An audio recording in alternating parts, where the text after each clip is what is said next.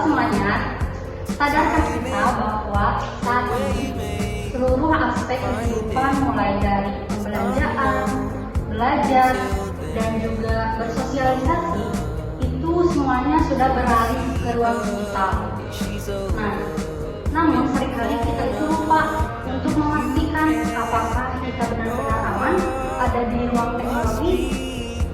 Pada hari ini saya akan memaparkan materi terkait hak dan kewajiban kita sebagai warga negara di era digital, transformasi, dan juga teknologi.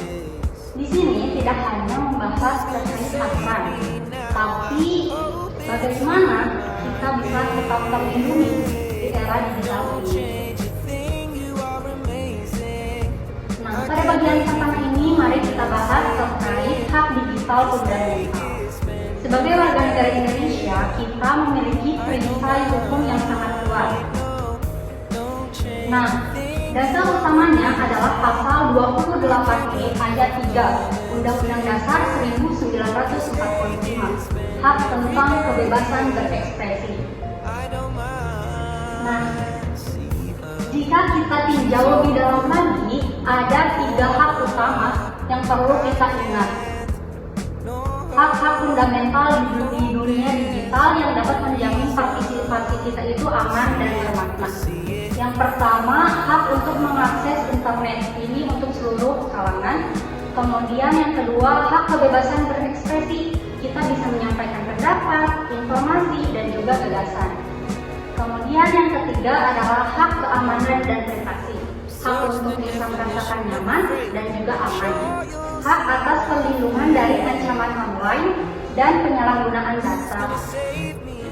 Hak-hak fundamental di dunia digital ini memiliki dasar hukum kunci, yaitu dalam Undang-Undang Nomor 27 tahun 2022 tentang perlindungan data pribadi atau sering disebut sebagai UU PDP.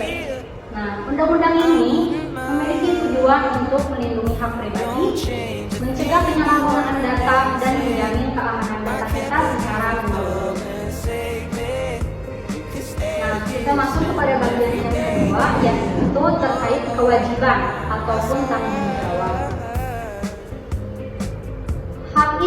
Hak yang kuat itu selalu dibarengi dengan tanggung jawab yang luar biasa.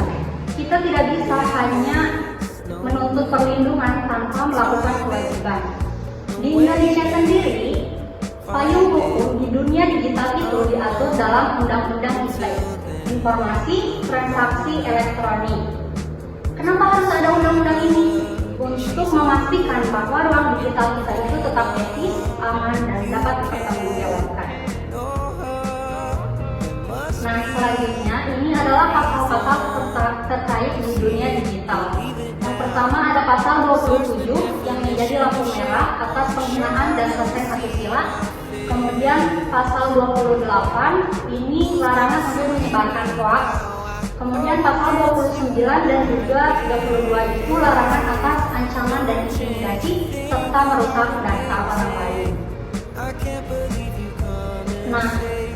Selain hukum, kita juga memerlukan kompas etika, kompas moral, yaitu etika online. Prinsip etika online di sini yang pertama ada verifikasi informasi sebelum berbagi. Prinsipnya itu saring dulu sebelum sharing. Yang kedua ada harus selalu menghormati privasi orang lain.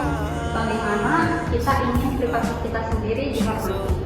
Kemudian yang terakhir ada tanggung jawab atas unggahan dan komentar.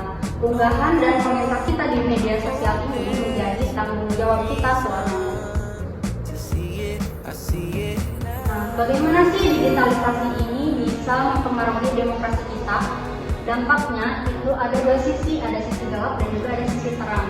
Di sisi gelap, digitalisasi ini bisa menyebabkan yang pertama disinformasi dan hoax atau banjir informasi palsu.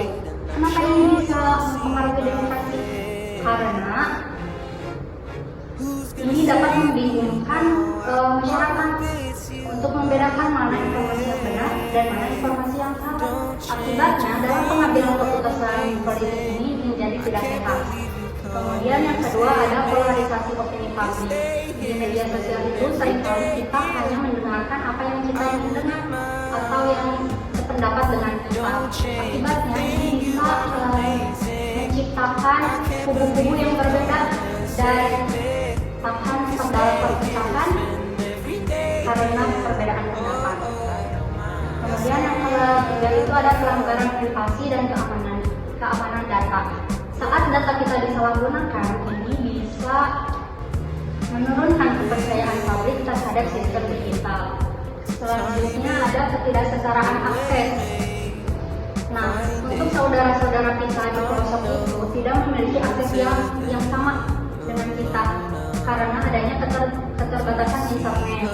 Akibatnya, suara-suara mereka terhadap demokrasi itu bisa hilang. Kemudian yang terakhir ada manipulasi dan serangan siber. Ini dampaknya bisa melumpuhkan sistem pemerintah, bisa mengancam kedaulatan negara kita. Kemudian sisi terangnya digitalisasi ini yang pertama bisa meningkatkan partisipasi politik.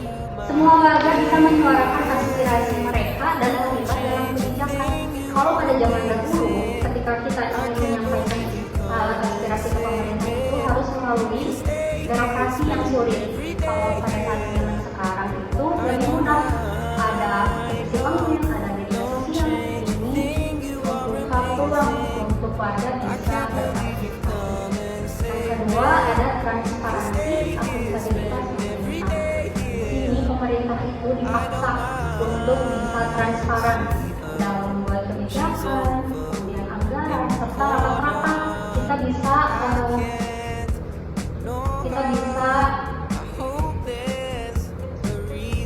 bisa menyaksikannya di media sosial kita sendiri.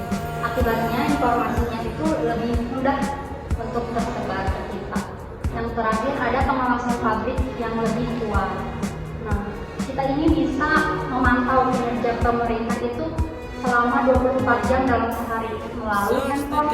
Handphone itu tidak hanya berfungsi sebagai alat hiburan, tetapi juga berfungsi sebagai senjata demokrasi untuk kita bisa mengawasi jalannya kekuasaan pemerintah. Itu mungkin terkait penyampaian materi hak dan kewajiban warga negara di era digital dan transformasi. Terima kasih, saya serahkan kepada Bapak.